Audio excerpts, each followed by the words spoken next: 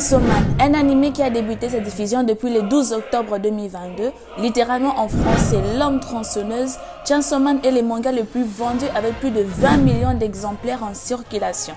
Œuvre de Tatsuki Fujimoto, Chainsaw Man parvient même à remporter le prix Shogakukan dans la catégorie shonen et le prix Harvey dans la catégorie manga en 2021 et 2022. Contrairement à ses prédécesseurs Naruto, One Piece, My Hero Academia et Dragon Ball Z, tous ont en commun des valeurs traditionnelles qui sont le courage, l'amitié, les dépassements de soi, la justice. Chainsaw Man emprunte un autre chemin et faisant de Denji un anti-héros.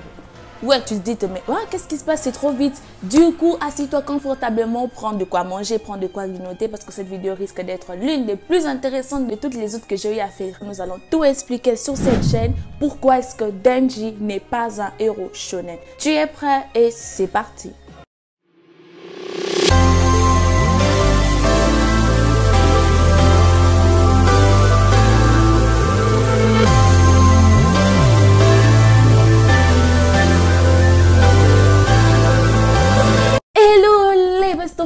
J'espère que tu vas bien. Moi je vais très bien, même si là il pleut sa mère dehors. Il pleut et il fait hyper froid, j'ai les mains gelées, je sais pas quoi faire, mais je suis là devant ma caméra en train de filmer cette vidéo qui probablement sortira quelques jours après pendant que vous dormez. Moi je suis là en train de filmer. J'ai envie de pleurer, j'ai envie de dormir, mais bon.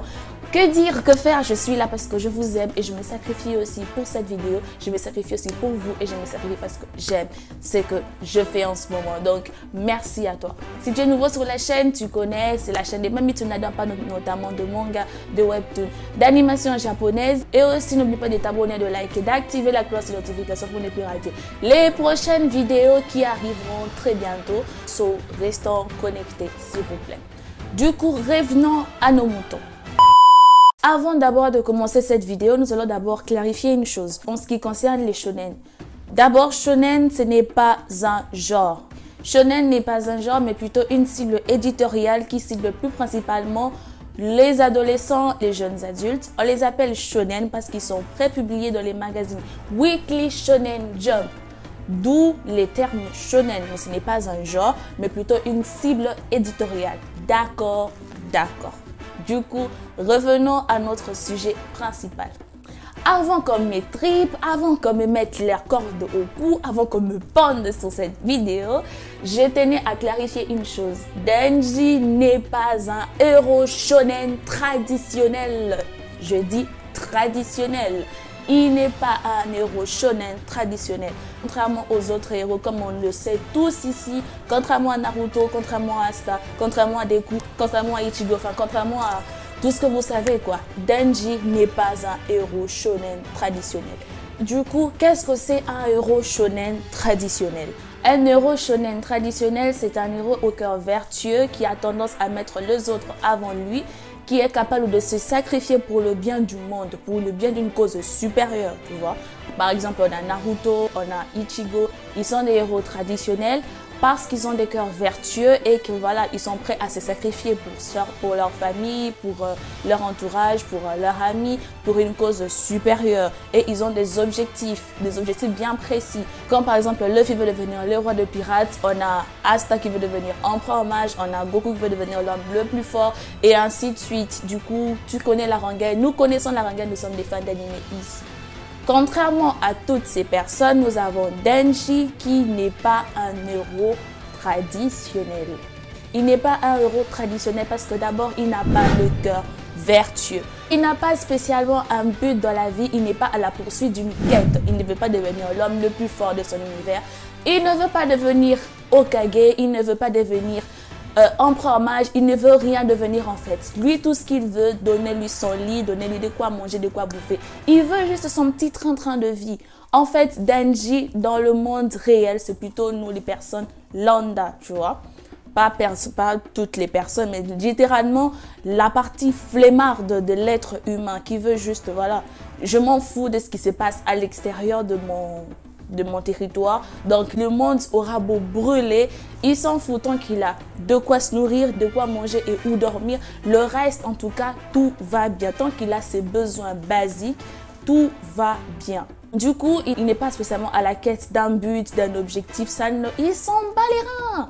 Ça ne le concerne pas, il n'en a pas envie, tu vois. Ce type de personnages, on les appelle les anti-héros. Maintenant, qu'est-ce que c'est les anti-héros? Les anti-héros sont généralement les protagonistes de leur œuvre, mais qui ne prônent pas les valeurs traditionnelles. L'amitié, les dépassements de soi, la justice, être vertueux.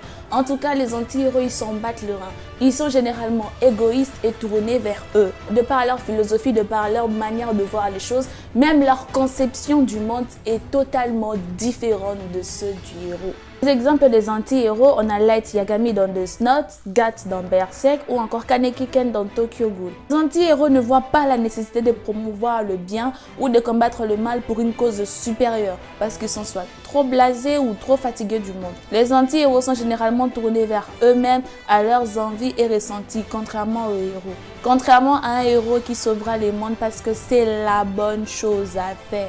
Là où on voit par exemple Naruto qui veut devenir Hokage pour montrer sa valeur et le respect des habitants, on a Denji de l'autre côté qui veut juste manger, boire, dormir, c'est tout ce qu'il veut. Le reste, il s'en fout, il s'en bat les reins. C'est pas son problème, il n'a pas le temps à perdre pour prouver sa valeur à je sais pas moi qui.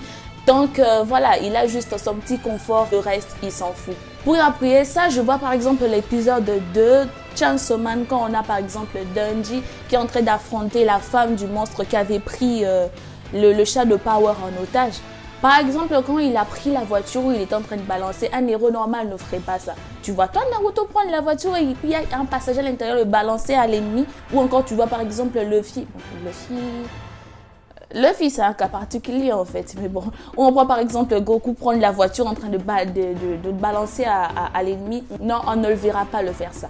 Contrairement à Denji qui n'a pas du tout hésité à balancer cette voiture, comme même il y avait un passager à bord. Ah, pour sauver des vies, je t'arrête tout de suite, je sauve personne, elle crève. Tu vois à quel point on est en mode, mais wesh, on est tellement habitué à voir un héros qui place les autres avant eux, qui place les autres, tu vois, les besoins des autres avant les leurs. Et on voit par exemple un autre héros qui, voilà, il s'en fout s'il soit mort ou pas, tu vois. Il balance la voiture comme ça en sachant bien qu'il avait un passager à bord.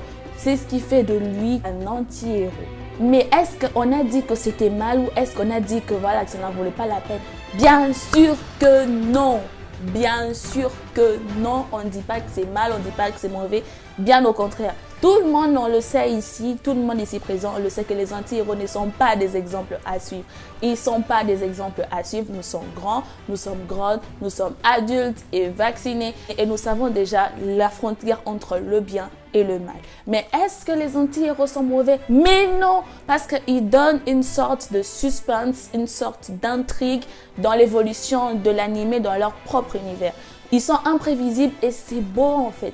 Ils sont imprévisibles et rendent leur œuvre excitante. On ne sait pas ce qu'ils ont dans la tête. Denji veut juste un lit, peu importe que ce soit douillet ou pas. De la bouffe, une fille qui peut serrer et c'est tout. C'est aussi ça sa principale force car il veut se battre pour protéger son petit train de vie. Être du côté du méchant ou du côté des gentils n'a aucune espèce d'importance pour lui. Il sera à côté de celui qui lui donnera à bouffer.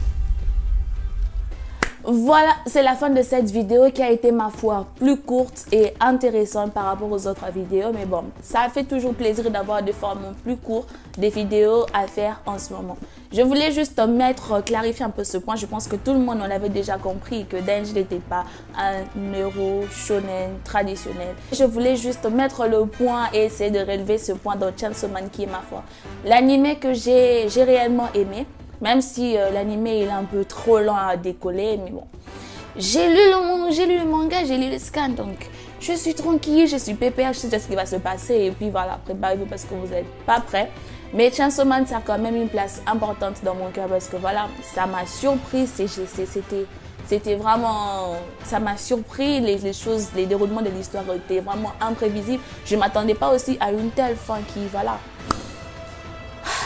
Je n'arrive toujours pas à m'en remettre. Mais bon, merci d'être resté jusqu'à la fin de cette vidéo. N'oublie pas de liker, de t'abonner et aussi d'activer la cloche de notification si ce n'est pas encore fait. On se retrouve très prochainement pour une nouvelle vidéo. Sayonara les amis. Bye bye.